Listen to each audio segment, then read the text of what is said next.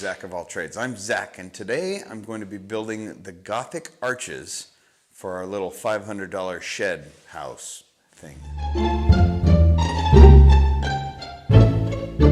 The first move is to put down some sheets here because I'm going to build these arcs on a jig. There are going to be lots of interruptions because I have help. Since I have 4-foot sheets here and I'm going to be building something 13 feet tall, I'll put them here. I'm going to use some spacers, some pieces of siding, and because somebody's going to ask, I'm sure somebody will ask, I would, what am I doing in a basement? How do I have a house to work in? The place where I'm working here is the basement of some family who is building a house pretty near our property. So I have the luxury of having a pretty good workspace here, which is really nice. Very, very cool to be able to have. There, so now I have, about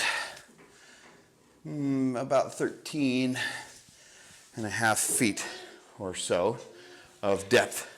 And I've got 8 foot wide, so what I'm gonna be making is 13 foot by 7.5 feet wide. And I've got a corner back there. That corner is gonna be really handy for this whole bending, bowing thing.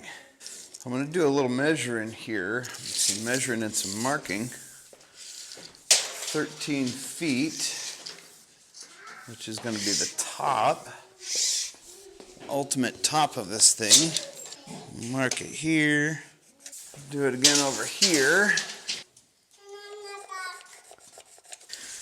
Now, where I've made these marks, I'm going to measure 7.5 feet.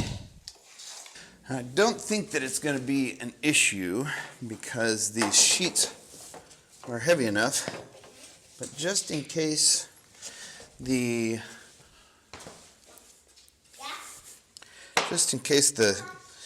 plywood bow tries to stretch these guys out, I'm going to put little strips here in order to hold them all together.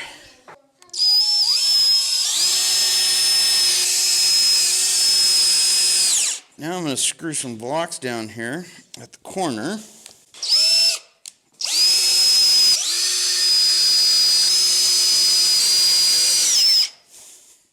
And now we'll see if this is going to work like I think it is. Into the corner with this guy.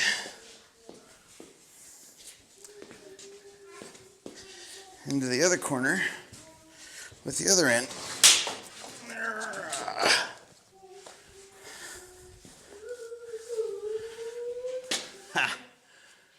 That seemed to work. Now down here at the bottom end, I'm going to go ahead and take a chunk, just a small chunk of 2x4, and I'm going to screw it down right here because ultimately my base plate, my frame really, is going to be 2x4, so I want that to fit right into there. So I'll go ahead and screw this guy in here.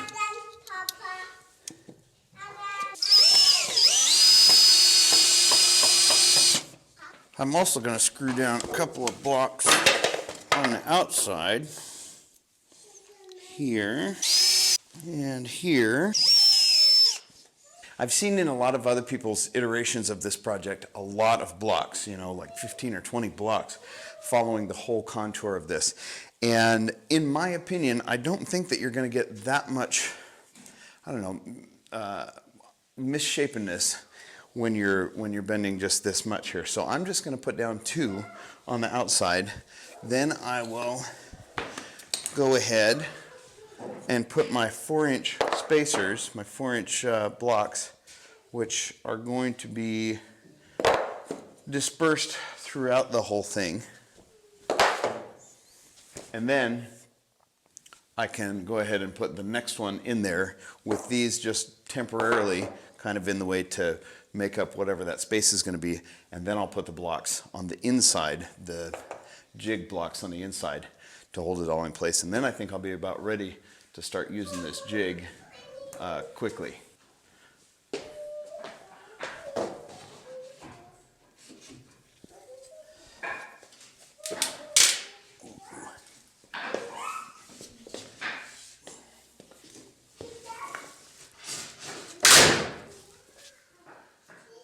This is not what I had hoped for. We will talk more about this later, but in the meantime, since I have a whole bunch more of them, let's try another one.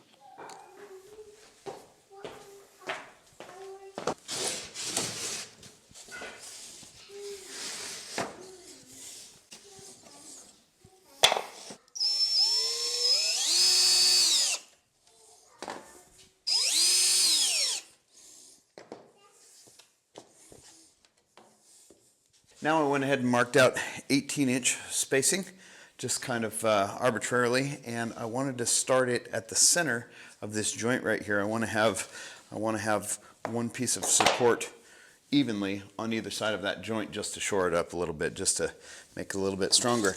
And lastly, I have a piece of 3/4 inch plywood that's going underneath there just as a spacer while I'm screwing these down, so that the 2x4 chunks will be right in the center of these 3-inch strips here. So let's get rocking, shall we?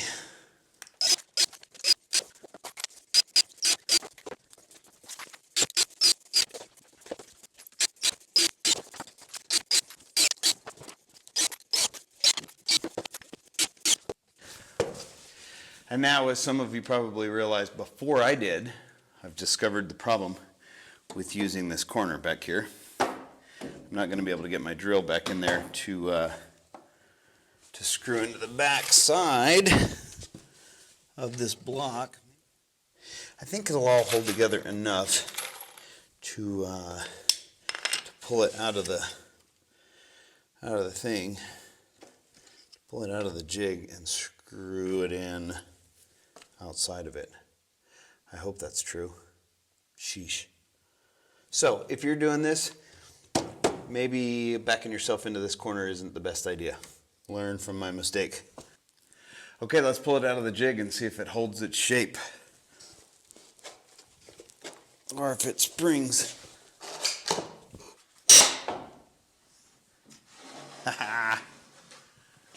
Cool. I think it sprung just a little bit, but I don't think it's enough to be a problem. And we'll get this guy together. Okay, just 9 more to make. Nothing to it. Now that I've finally finished building all of these blasted things, I have a few observations that will help you should you decide to undertake a project such as this. First things first, plywood. Yeah, there's lots of varying grades of plywood, and I would highly recommend being pretty selective about your plywood. I just grabbed regular old 3/4 inch, I don't know, sheathing or grade plywood in order to do this, because that got me the best price, and that's what they had. Something that I had not taken into account with this plywood, I don't know if you can see this. Let's do this. How about right there? Can you see me through those gaps? Yeah, there you can. Look at that. So there's gaps. As many of you carpenters know, in regular old plywood, there's gaps. Well, that's a problem when you go to bending plywood, because while some of it bent very nicely and gave me no troubles, something like, I don't know, 15 of them or so did this when I bent them. Now, that brings me to my next thing. I made some comment about how many people put way too many blocks in their jig, and I only put 2 plus the ends. I think, I didn't figure this out until way too late, but I think that even with this subpar plywood, had I had jigs with that many blocks on it, or a jig with that many blocks on it, that those blocks spread out that pressure, that tension, and I think that I probably wouldn't have broken so many of these. So let that be a, I don't know, a lesson, I guess. Put more blocks on your jig, it'll help. And what was the other thing? Oh yeah, so the whole backing yourself into a corner and then pulling the bows off of the jig, then screwing in the outer side to the blocks, changes the angle of the dangle a little bit on the base of the bow. Some of you probably figured that out and probably said that to your computer screen, but I wound up, after I figured that out, I wound up taking a clamp. I had one clamp in the truck for changing brakes. I wound up taking a clamp and clamping that base end together so that I could get the whole thing out of the jig, and then put the screws into the outside of it. So I think that's it. So now I've done a full-scale mock-up with the base of the bows 15 feet apart, like it's going to be, and I mocked it up here. That broken piece of plywood is to make the impression of a ridge pole, a ridge beam, whatever you want to call it. So now that I've got all that mocked up, I've measured here from here to here on this bottom one, because as you see, both of the bottom strips are too long now. So I've got 6 3/4 inch right here, and now I'm going to cut them all off at 6 3/4 inch, and then I should be pretty well ready to rock. Amazing, isn't it? How quiet a skill saw is when you don't turn on the mic. Yeah, drills are pretty quiet too. But let me tell you what I'm doing here anyway. I have this little board that I'm going to screw in as a gusset of sorts to hold the top end of this thing together. And the thing that I didn't show in the video earlier is that those top blocks, those top 2x4 blocks, I've doubled them up so that the surface that I'm drilling into or screwing into right now is actually flush with the front surface of the strips. Let's give it a try, shall we? See how it looks standing up. Oh yeah, that looks dandy, don't it? Yeah, I think that'll do. Here, look back at the camera so you can get a good thumbnail shot. Go ahead. Oh no, what do? Do I catch it? Do I not? Oh. I can say it was beneficial to not have the mic turned on for that one. So let me show you what happened here. Look at that little board right there. My gusset, that's where it broke. When that torsion hit it, just that little gusset broke rather than any of the rest of the pieces to this, which speaks somewhat to its inherent strength and blind, sheer, dumb luck. Well, that's pretty much going to do it for today. Only thing that's left is to carry these guys out to the site. I really hope you enjoyed it. If you did, I imagine I'll be seeing you again real soon. If you didn't, thanks for stopping by. Either way, thanks for watching. Take care.